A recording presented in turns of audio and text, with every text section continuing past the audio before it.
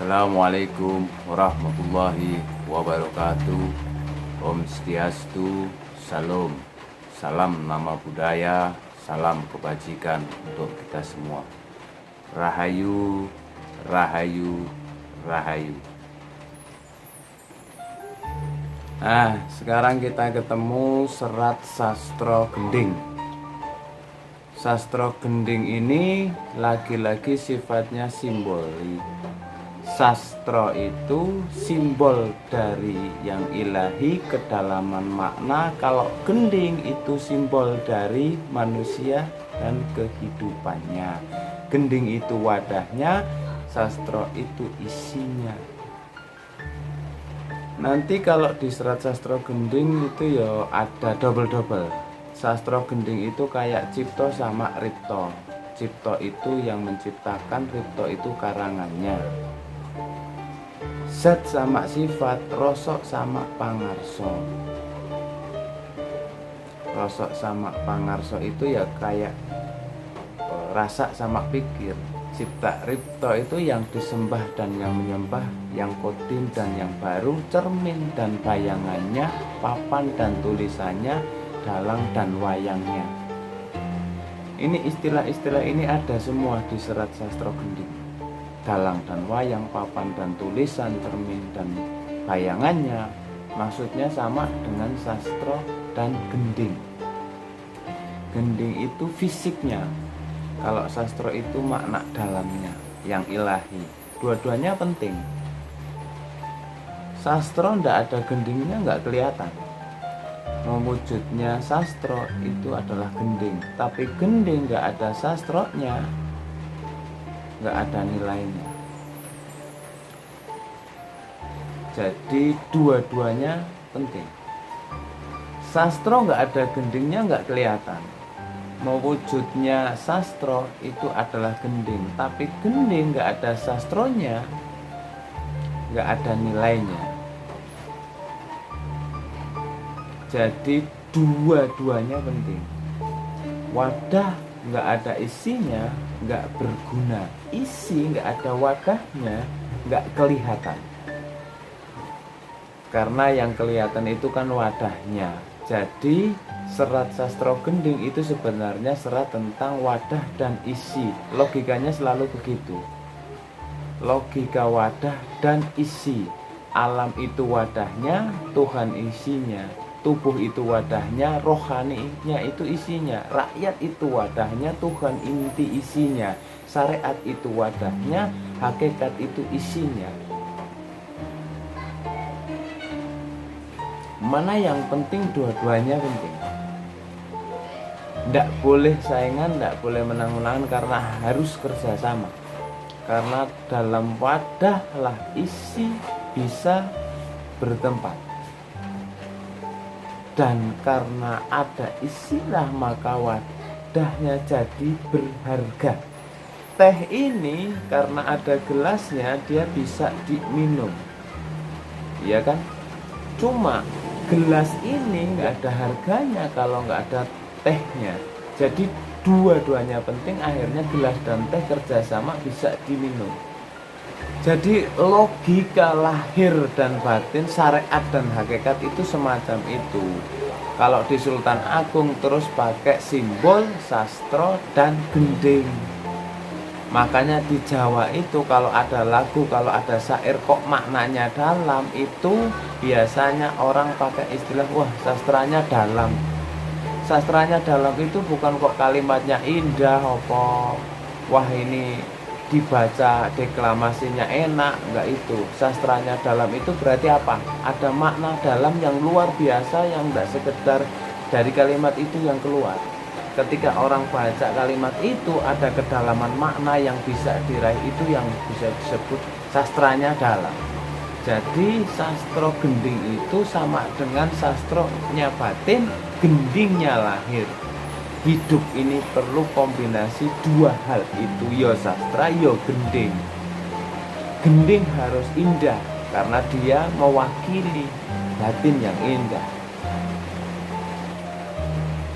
Gimana cara mengelola sastro dan gending menguasai sastro sekaligus gending? Yang pertama, kuasai alat dan kuasai adab. Itu di kalimat-kalimat pertama katanya Sultan Agung, yakti tan ingken darah tan kinyutno tembang kawi, dan seterusnya.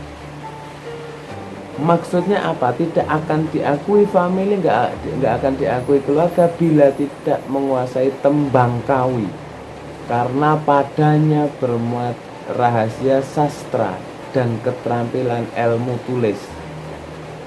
Yang diutamakan dalam bahasa kawi, tata krama, seni berbicara yang berlaku bagi para bangsawan, dan juga adab keutamaan orang berilmu. Jadi nggak akan akui saya keluarga jika tidak bisa berbahasa kawi, karena sumber-sumber keutamaan itu ada dalam bahasa kawi. Kalau nggak bisa bahasa kawi berarti dia nggak bisa mengakses hasanah-hasanah penting, sastra-sastra yang bagus. Maka katanya Sultan Agung, keluargaku semua harus ngerti bahasa kawi, Trah Mataram harus ngerti. Yo, kalau dulu bahasa kawi maksudnya apa? Ngerti alatnya untuk menggali itu. Jadi ngerti alat, setelah alat baru adab. Adab itu tata kramanya. Jadi ilmu itu pertama-tama itu tidak tentang isinya, tapi tentang alat dan tata krama cari ilmunya. Itu harus didahulukan. Kalau alatnya sudah dikuasai, adabnya sudah jalan, ilmunya akan dapat. Jadi menuju sastro gending harus menguasai alat, menguasai adab. Itu dari pupuh pertama. Yo, saya nggak akan ngangkat semua lah, saya hanya mengambil sepotong-sepotong lah. Terus tujuannya apa? Olah rasa. Olah rasa itu lawannya olahraga. Karena olahraga itu fisik, olah rasa itu batin. Hidupmu biar seimbang, ya olah rasa, ya olahraga. Kalau olahraga kamu pasti bisa, karena mungkin sejak kecil kan aktivitas fisikmu kan sudah jalan. Kalau olah rasa, ya itu ya harus dibiasakan, dilatihkan, punya pembimbing, punya guru. Katanya Sultan Agung, ketika rahasia tanda-tanda puncak pencapaian semedi meraih keutamaan kesatuan, melebur sukma, menghilangkan diri, memasuki hakikat kesejatian, maka segenap Trah Mataram hendaknya sempurna mengolah rasa. Rahasia dalam sastra, karena setiap satria sejati adalah melatih sastra. Jangan ngaku kesatria kalau kamu nggak ngerti sastra, nggak ngerti ilmu-ilmu dalam, nggak ngerti wilayah batin. Jadi kesatria yang sejati itu menguasai sastra. Kalau olahraga gampang lah, kalian bisa latihan badminton, sepak bola, meskipun kalah terus, yang penting olahraga. Jadi kalau ada orang nitik, alah Indonesia sepak bola kalah terus, nggak apa-apa, olahraga kalah nggak apa-apa, olah rasanya kita menang. Loh, menangnya di mana? Kita tahulah, menggembirakan orang lain itu kan pahalanya besar. Biarlah mereka menang, itu kan materi aja urusannya. Kita ini lebih bahagia dengan membahagiakan orang lain. Jadi kita menang di olah rasa. Gitu alasannya wong kalah itu. Jadi kalau di Jawa harus kenal olah rasa. Kalian carilah rumus-rumus untuk hidupmu sendiri, bagaimana caranya menjelajahi wilayah batinmu masing-masing. Setiap orang punya karakter, punya cirinya sendiri. Nanti pada saatnya mungkin kalian harus nyari pembimbing untuk dirimu sendiri. Atau kalau tidak ya pelan-pelan titilah jalan ke dalam dirimu untuk mengolah rasa, mengenali dirimu yang sejati. Nanti akan terbuka seperti beberapa kata itu. Saya nggak bisa menjelaskan satu-satu setiap kata, panjang penjelasannya. Rahasia tanda-tanda puncak pencapaian semedi, keutamaan kesatuan, meleburnya sukma, hilangnya diri, hakikat kesejatian. Itu yang kalimat-kalimat yang belum bisa dijelaskan sebelum kamu menjalani. Itulah olah rasa. Rasa itu kan nggak bisa dijelaskan begitu saja sebelum kamu ngalami sendiri. Pahit, pedas, manis itu kan penjelasan terbaik adalah rasakanlah pahit itu, rasakanlah pedas itu, rasakanlah manis itu. Nanti kamu akan paham. Kalau hanya dijelaskan itu agak susah. Makanya para sufi, para mistikus itu biasanya kalau terpaksa itu harus menjelaskan pakai bahasa-bahasa simbol yang oleh Ibnu Arabi disebut imajinasi kreatif. Itu mereka harus itu pakai imajinasi kreatif untuk menjelaskan pengalaman spiritual, pengalaman rasa. Jadi targetnya memang olah rasa. Kalau saya meringkas, ini mirip hampir di semua tradisi kajian kebatinan Jawa. Poros kajiannya ada di 3 gagasan utama. Apapun jenis kajiannya, yang pertama manunggal kawula Gusti, yang kedua sangkan paraning dumadi, yang ketiga memayu hayuning bawono. Manunggaling kawula Gusti ini jangan dipahami agak ruwet, agak jelimet. Ya memang ini sesuatu yang kalau dijelaskan secara eksak itu agak susah. Di kitab-kitab itu biasanya pakai bahasa simbolik, termasuk kalau dalam tradisi-tradisi tasawuf, falsafi, Ibnu Arabi, Jalaluddin Rumi, Syekh Siti Jenar, itu biasanya pakai kalimat-kalimat yang agak panjang, tapi sebenarnya ini sederhana. Dipahami sederhananya apa sih manunggaling kawula Gusti? Manunggaling kawula Gusti itu ketika hamba bertemu Tuhan, egonya seorang hamba singkirkanlah sehingga yang ada hanya kehendak Tuhan, itu saja. Jadi kehendakmu tepislah, sisakan kehendaknya Tuhan. Ketika kamu sudah nggak ada, jadi manusia itu kan dia eksis itu kan ada kan, itu kan di keinginan-keinginan, di kehendakan yang ingin diwujudkan. Tapi singkirkan itu, ganti semua ini yang diinginkan oleh Allah. Di saat itulah terjadi namanya manunggaling kawula Gusti. Ini tafsiran model agamanya, namanya model kesalehan. Jadi dalam hidupmu itu kan punya banyak keinginan. Usahakan keinginanmu adalah keinginannya Allah atau enggak cocok yang kamu inginkan, yang diinginkan oleh Allah. Singkirkan keinginanmu, biarkan yang berjalan itu keinginannya Allah. Itulah manunggaling kawula Gusti. Berarti kamu sudah menyatu. Itu kalau bahasa sufi, kalau kamu berjalan Allah yang jadi kakinya. Kalau kamu bertindak itu Allah yang jadi tangannya. Kalau kamu mau ngomong itu yang jadi mulutnya itu Allah. Itu namanya manunggaling kawula Gusti. Tidak harus dipahami senjelimet wahdatul wujud, hulul atau itihad. Tapi sederhananya ini. Lenyapnya diri itu apa sih? Duniawi. Apa nggak boleh berkeinginan? Boleh, tapi keinginanmu usahakan selaras dengan keinginannya Allah. Atau nggak selaras, gantilah keinginanmu ini dengan keinginannya Allah. Itulah manunggaling kawula Gusti. Kenapa disebut manunggal? Karena yang tersisa dan yang terutama hanya tinggal Allah saja. Tapi jadi nggak terlalu jelimet. Jadi tinggal kamu raba saja. Loh, saya tahu dari mana keinginannya Allah. Yo banyak jalannya, bisa lewat non formal.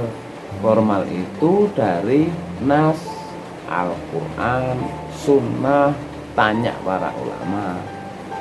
Bisa lewat jalur usaha pribadi, pembersihan diri. Kalau dalam bahasa tasawuf, tazkiyatul nafas. Kalau jiwamu jernih, kamu akan bisa menangkap kejernihan apa maunya Allah. Sebenarnya dalam dirimu ada fitrah-fitrah kebenaran, fitrah-fitrah kebaikan yang selama ini nggak kelihatan karena tertutup oleh ambisi, keinginan, hawa nafsu. Jernihkan itu dan kamu akan tahu mana yang baik, mana yang buruk. Sebenarnya kalau saya ngomong tahu itu sebenarnya kalian sudah tahu, wong kalian sudah belajar dari kecil. Hanya saja mungkin belum sadar. Ada jarak antara tahu dan sadar. Banyak orang pinter tapi masih nakal, masih rusak hidupnya. Itu berarti pengetahuannya tidak mengefek ke hidupannya, berarti belum sadar. Kalau kamu sadar, kamu akan tahu, oh ini selaras dengan keinginannya Allah atau tidak. Nah, itu jalur usaha pribadi. Tapi pasti ada jalurnya. Itulah jenis manunggal antara kawula dan Gusti. Wong ini wong cuma kawula, berarti apapun yang terjadi ini harus ikut Gustinya. Nah, ini mode kesalehan namanya. Ada mode kepemimpinan. Jadi itu kan mana agamanya, makna untuk hidup di kerajaan dalam suatu negara apa? Yo abdi yang mempersembahkan kepatuhan, kesetiaan kepada pemimpinnya, dan pemimpin yang mempersembahkan kesejahteraan dan kemaslahatan kepada rakyatnya. Itu berarti manunggal. Jadi rakyatnya mau dipimpin dan patuh, pemimpinnya mau menyejahterakan dan berusaha memakmurkan rakyatnya.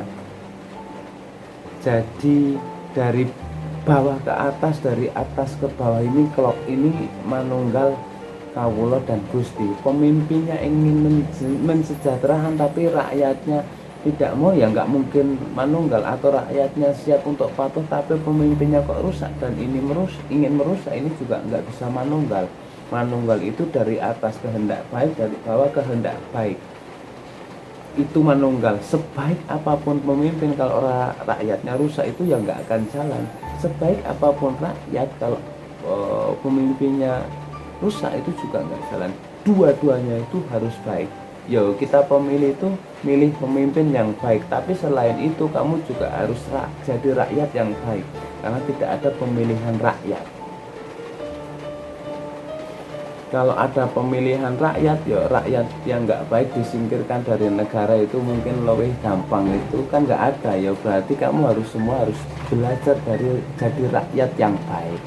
Kan sering saya cerita ilustrasi ceritanya Nabi Isa itu kan, Nabi Isa yang dikomplain oleh sahabat-sahabatnya. Jadi satu ketika itu komplain pada Nabi Isa, Nabi Isa zaman sampean ini kok rakyatnya kacau ya, rusak ya. Beda zamannya Nabi Yahya. Nabi Yahya kalau versinya orang Kristen yang membaptis Nabi Isa, yang ngajarin Nabi Isa. Katanya Nabi Isa, kenapa kok zaman Nabi Yahya dulu hidup tertib nyaman, sedangkan zaman saya ini hidupnya kacau. Zaman Nabi Isa dulu rakyatnya kayak saya. Ya sementara zaman sekarang rakyatnya kayak kalian. Makanya sekarang rusak. Oke, itu dawuhnya Nabi Isa. Jadi rakyat yang baik itu juga penting selain pemimpin yang baik. Diskusi kita ini selama ini hanya tentang pemimpin yang baik. Kita jarang berpikir rakyat yang baik. Dalam agama juga begitu. Kita kan selama ini sibuk mencari ulama yang qualified, ulama yang baik. Kita jarang membahas awam yang baik. Ya, kamu harus belajar ilmunya menjadi awam yang baik. Tapi awam dalam agama, awam yang baik. Nanti kita kapan-kapan akan membedah kitab Ghazali Iljamul Awam an Ilmil Kalam. Iljamul Kalam ini mengendalikan orang awam al ilmil kalam, dari ilmu kalam. Ini orang awam ini nggak usah ikut-ikutan debat ilmu kalam, debat agama, rusak malah. Makanya iljam itu kan kendali. Kayak kuda itu kan harus dikendalikan. Nggak ngerti ya nggak usah debat dalam agama, nanti malah rusak agama. Maka kalian juga kalau sadar kalau ini saya dalam agama ini awam, ya belajar jadi awam yang baik, ada caranya. Yang kedua biasanya tentang sangkan paraning dumadi. Sangkan itu asal usul, paran itu tujuan. Jadi kita hidup ini dari mana dan mau kemana, itu sangkan paraning dumadi. Kalau rumus ringkasnya dalam istilah Islam itu, kita ini inna lillahi wa inna ilaihi raji'un. Kita berasal dari Allah dan nanti akan kembali lagi ke Allah, itu pasti. Maka usahakan jalan hidupmu adalah jalan yang pasti nanti akan kembali ketemu dengan Allah lagi. Kalau tidak berarti kamu sedang salah jalan. Jadi pastikan itu rumusnya. Itulah sangkan paraning dumadi. Dunia ini kalau bahasa Jawa alamadyo, ini sifatnya hanya sekedar mampir. Kalau jalan tol itu cuma rest area, hanya sebentar. Kalau kamu kan jangan menganggap dirimu akan tinggal selamanya di situ. Kalau kamu di rest area kok nggak pulang-pulang, diusir nanti ya sama yang punya rest area. Perjalananmu yang sejati itu tidak di situ. Jadi kita ini dari alam purwa sekalang di alam madya, nanti akan menuju alam wusono, hidup di masa depan. Itu namanya sangkan paraning dumadi. Sadari benar itu. Hidup hari ini itu kan kamu bisa seseneng itu kalau pas bahagia, segala itu kalau pas susah. Kamu sepertinya lupa bahwa ini sementara. Ini hanya sementara. Senang atau susah ini akan berlalu. Wong ini hanya sementara. Jadi itu sangkan paraning dumadi inilah yang nanti akan bisa mengontrol perilaku kita selama kita hidup di dunia. Kalau galau ya tidak usah terlalu galau, senang ya tidak usah terlalu senang. Nyalon kok nggak jadi ya nggak apa-apa. Wong hidup ini sementara, kalau jadi ya nggak apa-apa juga. Antara yang gagal dan yang sukses, dua-duanya ujian. Yang satu diuji dengan kesuksesan, yang satu diuji dengan kegagalan. Baik kamu gagal atau sukses, responmu harus tetap ada di jalur ilaihi rojiun. Jangan merespon kegagalan dan kesuksesan dengan cara menyimpang dari jalur. Itu ajaran utama dari sangkan paraning dumadi. Yang ketiga, mawayu hayuning bawono. Mawayu hayuning bawono itu, mawayu itu mempercantik, hayuning bawono itu kecantikan dunia. Dunia ini sudah indah, kadang-kadang kita malah merusaknya. Seharusnya enggak begitu. Seharusnya kita mempercantik keindahan dunia dengan apa? Dengan perilaku kita, dengan kebaikan-kebaikan yang kita lakukan, dengan kita menahan ambisi nafsu kita. Itu namanya mawayu hayuning bawono, mengelola hawa nafsu dan menjalankan kebaikan. Kalau hidup kita sudah begitu, berarti kita menyumbangkan kecantikan dalam dunia yang sudah cantik ini. Tanpa ada dirimu, dunia ini sudah cantik. Tambahilah kecantikannya dengan perilakumu lahir dan batin. Itulah mawayu hayuning bawono. Dan ini tugas setiap orang, bukan hanya tugas seorang raja. Setiap orang dalam ranahnya masing-masing. Jadi mawayu hayuning bawono. Yang mahasiswa jadi mahasiswa yang baik, jadi guru yang baik, jadi pedagang yang baik. Maka kalian termasuk unsur yang mempercantik dunia, bukan unsur yang merusak keindahannya dunia dengan perilakumu. Nah, tiga ajaran utama inilah nanti yang jadi porosnya hampir semua rumus-rumus ajaran kebatinan Islam Jawa. Jadi manunggaling kawula Gusti sangkan paraning dumadi dan mewayu hayuning bawana. Kenapa Syekh Siti Jenar sering mengkritik para ulama dan santri zaman itu? Di situ karena ulama dan santri di zaman itu, katanya Siti Jenar loh, bukan kata saya loh, lebih banyak fokus pada hanya ke syariah ajaran agama, bukan syariah Bank BRI syariah, bukan. Jadi hanya fokus pada syariah lahirnya, atau yang pakai istilah sembah raga. Orang disebut baik kalau aktivitas lahiriahnya itu kelihatan baik, sudah cocok sama syariat. Kalau naik motor kok nggak pegangan tangan, alhamdulillah, itu berarti naik motornya itu syar'i. Itu kan nggak boleh pegangan tangan, kan begitu pedomannya, syariatnya kan begitu. Urusan kamu jatuh ya urusanmu, yang penting nggak boleh pegang tangan kalau bukan muhrimnya. Karena yaitu tadi sembah raga, apa-apa diukur hanya kelihatannya.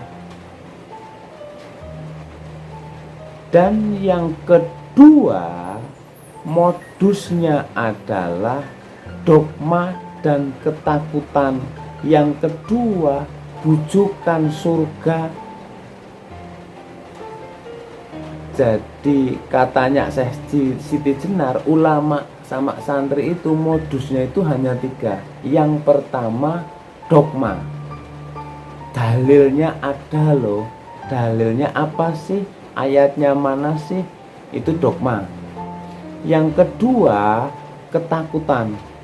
Awas nanti kalau begitu nanti kamu akan di neraka lapis bawah yang paling dasar ini nanti. Akhir ini kan ada basementnya ke bawah, lapis 7 itu jatahnya neraka. Di atas itu lantai 1, 2 sampai 7 itu jatahnya surga. Jadi bayanganku gitu, narasinya itu begitu. Kalau surga masuk naik ke atas, kalau neraka jatuhnya ke bawah. Nah, ketakutan. Jadi orang diancam terus. Dan yang ketiga, rayuan surga. Makanya kalau ada orang gombal ngomong yang nggak sesuai kenyataannya, atau janji-janji muluk-muluk yang nggak jelas, nyebutnya itu biasanya angin surga. Jadi orang dirayu dengan surga, diancam dengan neraka, atau dipageri dengan dalil dan dogma. Modusnya selalu itu, dan akhirnya jatuhnya pada yang lahiriah. Sibuk nyari mana yang halal, mana yang halal aspek lahirnya saja. Ada apa-apa ditanyakan fatwanya apa, dalilnya mana, dasarnya apa. Itu dogma. Dan itulah yang dikritik oleh Siti Jenar. Bukan salah, cuma mosok itu tok agama isinya. Masa agamanya hanya syariat, hanya lahiriah, hanya itu saja. Kalau ada apa-apa, iki cah iki sholat enggak tuh, sembahyang lo rajul ke masjid, wah bagus. Biasanya begitu. Jadi itu yang dikritik oleh Siti Jenar. Bukan salah, tapi mosok hanya itu. Masa agama itu hanya berhenti di surga dan neraka dan ayat? Apakah itu tujuan adanya agama? Kan itu pertanyaannya Syekh Siti Jenar pakai bahasa sekarang. Akhirnya apa? Agama yang semula hanya alat sekarang jadi tujuan. Seolah-olah kalau sudah tahu mana halal mana haram selesai. Kehilangan yang paling esensial, yaitu Tuhan Allah. Wong perannya Allah sudah diambil semua oleh manusia. Menghakimi, ya kan? Mengkafirkan, menjudgment dan seterusnya, itu kan tugasnya Allah. Allah ngomong kafirkan sekarang nggak bisa, sudah didului terus sama manusia. Kan selalu kita mendahului, itu jatahnya Allah. Dan kenapa kok kita ambil jatahnya Allah? Karena Allah ternyata nggak masuk dalam semesta urusan agama kita, tidak masuk dalam pertimbangan keputusan kita. Yang kita cari hanya dalilnya. Nanti itu yang oleh Muhammad Arqub dulu disebut takdisul afkar ad-diniyah, sakralisasi pemikiran keagamaan. Yang kita sakralkan bukan agamanya, tapi pikiran kita terhadap agama. Yang kita sucikan ternyata bukan Al-Qur'annya, tapi tafsir kita. Yang kita sembah-sembah, kita dewa-dewa, tafsir kita. Buktinya apa? Kita merasa tafsir kita pasti benar. Tidak mungkin keliru. Pemahaman kita mesti yang paling benar. Nah, itu berarti pikiran kita yang kita sakralkan. Gak mungkin keliru, itu kan berarti sakral. Jadi ternyata dalam agama kita mensakralkan diri kita sendiri. Nah, itu yang dikritik oleh Siti Jenar. Jadi harusnya kan beragama membersihkan batin hati sehingga jernih, tidak terlalu bergantung pada panca indera dan akal. Panca indera itu kan penglihatan fisik, itu kan ada yang syariah tadi. Terus kenapa sih kok syariah saja nggak cukup? Ini kalimat yang sering disalahpahami orang. Dianggapnya Syekh Siti Jenar itu gak sholat. Iya, kalau dibaca satu syair, satu bait, satu paragraf. Para wali itu, kita kan bolak-balik mengkaji beberapa wali, bahwa wali itu kan dalam 24 jam kehidupan mereka itu kan banyak kisah-kisah mereka bolak-balik sholat puasa, gak berhenti malam, gak pernah tidur. Itu ngalah-ngalahin kita jauh. Kita sesibuk sholat zuhur, sholat asar paling cuma 5 waktu. Itu para wali itu sudah hobinya itu, nggak butuh diperintah-perintah lagi. Puasa setiap hari, zakat, bahkan semua hartanya itu dizakatkan. Kalau ada yang minta, ada yang jadi raja terus kerajaannya itu dikasih, ada yang kaya raya terus hartanya dikasih. Jadi nggak usah dicat mereka itu sholat atau tidak, puasa enggak ya, nah, itu sudah hobinya, nggak usah dipertanyakan. Oke, demikian yang bisa saya jabarkan tentang Serat Gending. Semoga bermanfaat untuk teman-teman semua. Terus lestarikan adat, budaya, dan spiritual Nusantara. Rahayu, rahayu, rahayu. Assalamualaikum warahmatullahi wabarakatuh.